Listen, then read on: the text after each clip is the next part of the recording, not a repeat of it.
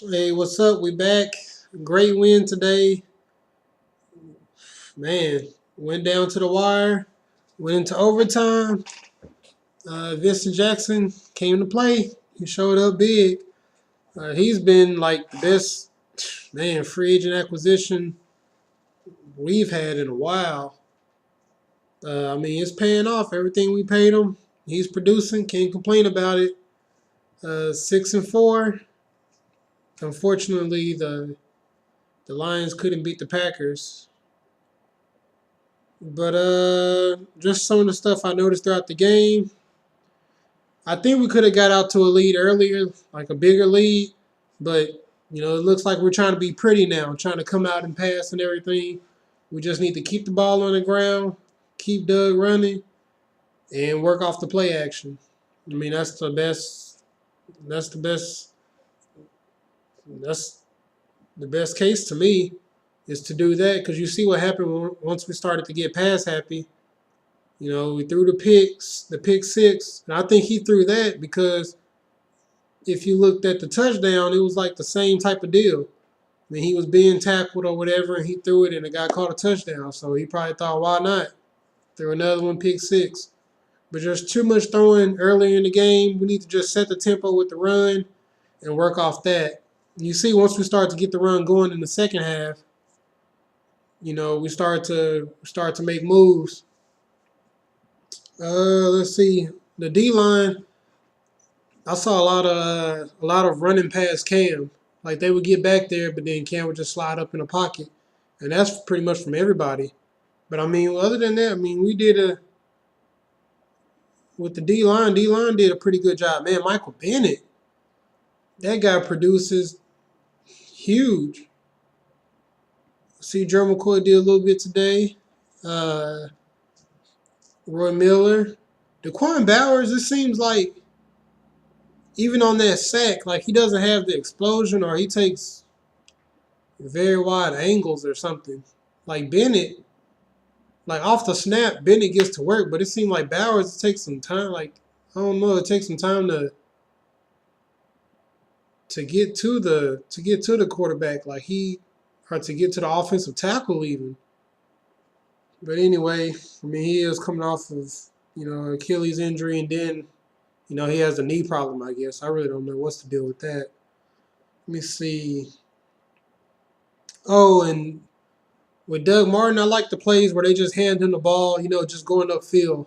Like I really don't like any of the tosses or the off tackle type stuff. I mean, that's all right to throw it in there. I mean, you do need variety, but just throw it in there. Just have them mostly going upfield. Uh, I hate I hate being like in third and long, like third and like 15 with Tampa because I know most likely we're not going to convert.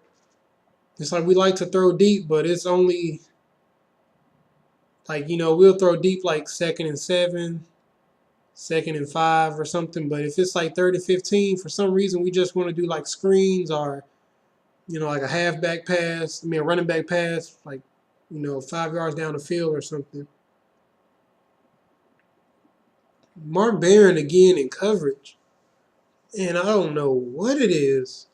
I mean he was there for the touchdown, or I mean really on that pass interference in the touchdown, but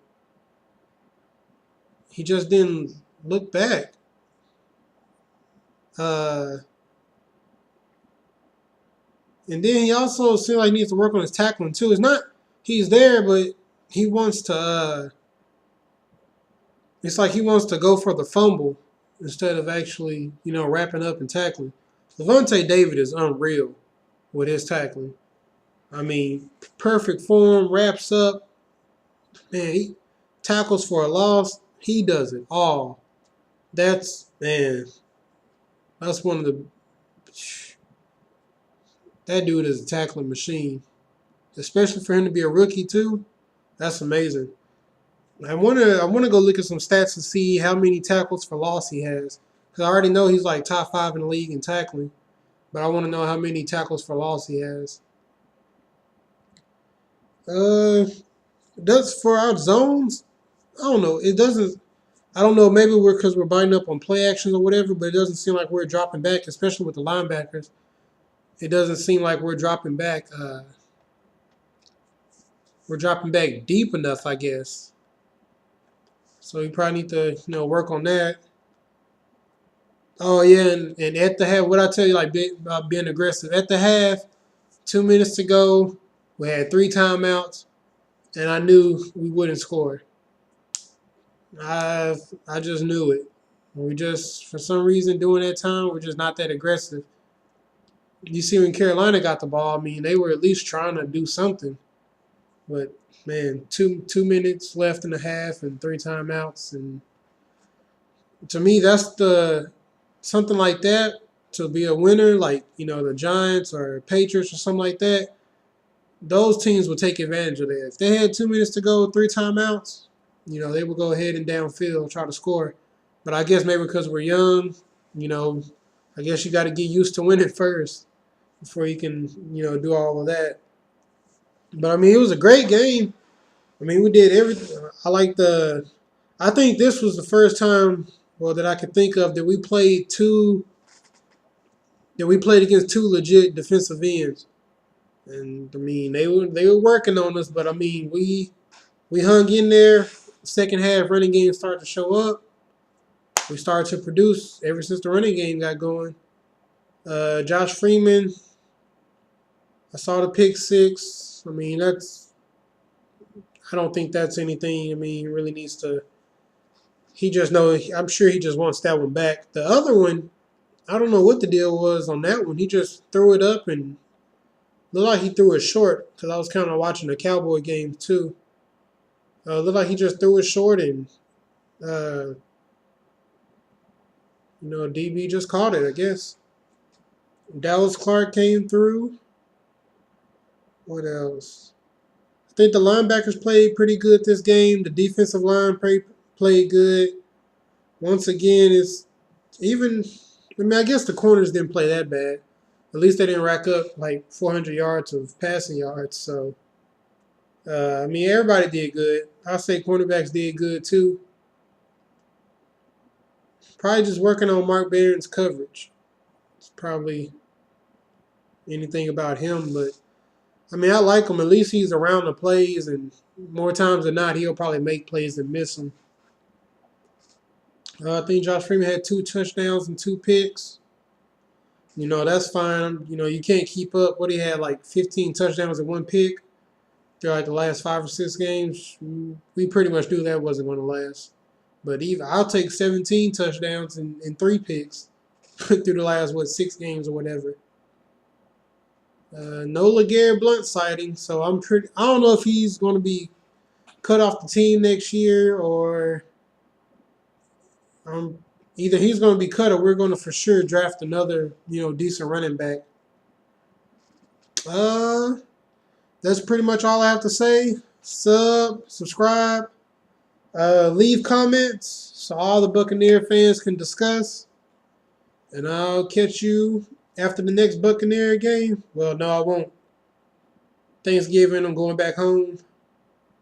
So I will not be doing a video next week, I guess. I don't even know who we play next week. But anyway, good win by the Bucs. I just to critique something. A win is a win. I mean, our team is young, so they'll learn. But I think as far as playoffs are concerned, I don't believe we have to worry about Vikings probably. Because if you look at their schedule now, from now until the end of the season, they have a rough schedule. I mean, they still have to play like Green Bay twice, Chicago twice, so they have a tough schedule. Watch out for Seattle. Seattle is the team that doesn't really have a rough schedule. They could give us some problems trying to make it into the playoffs. I'm hoping Green Bay can catch a loss here or there, but I'm pretty sure they're probably going to stick in. Anyway, like I said, leave your comments. We'll discuss. Peace out.